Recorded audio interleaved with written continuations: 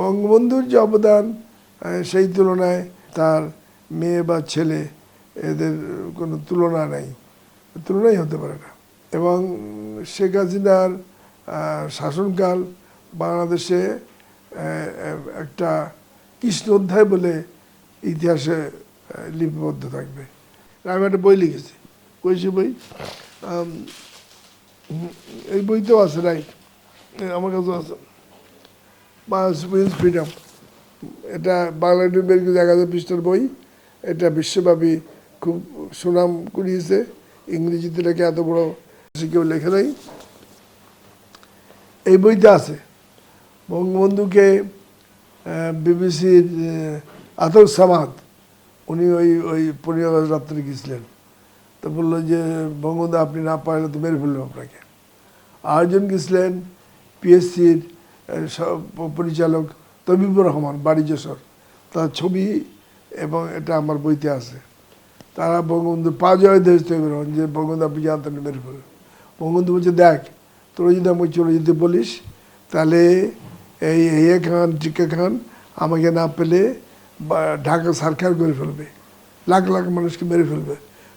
কিন্তু আমি যদি ধরে দেই তাহলে অন্তত তারা শান্ত হয়ে যেতে পারে, তারা মনে করতে পারে আমাদের বিজয় লাভ হয়েছে।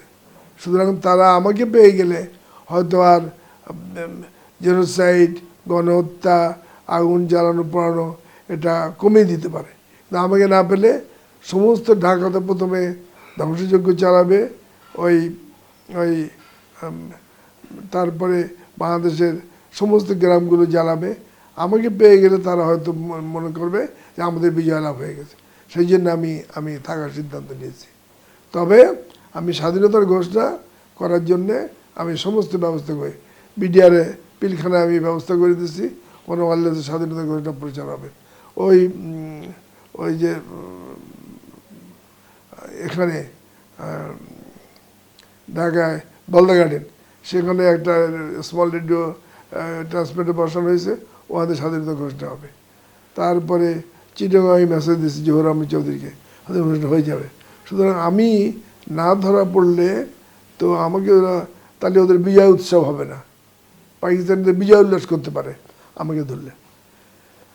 সেই জন্যে উনি ধরা দিলেন যে ওদের বিজয় উল্লাস হোক, আমাদের মানুষের জীবন বেঁচে যাক, এইটা উনি করেছিলেন। হ্যাঁ, এইটা উনি করেছিলেন। এই কারণে এটা আমার বইতেই আছে। এবং এটা আতর সামাদ সাহেব আমাকে বলেছেন, তবিবুর রহমান পরিচালক, উনিও আমাকে বলেছেন।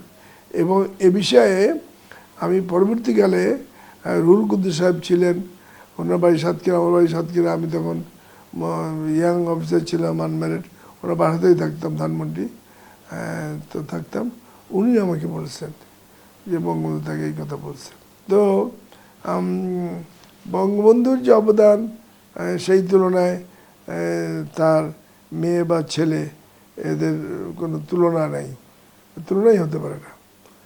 এবং শেখ হাসিনার শাসনকাল বাংলাদেশে একটা কৃষ্ণ অধ্যায় বলে ইতিহাসে লিপিবদ্ধ থাকবে।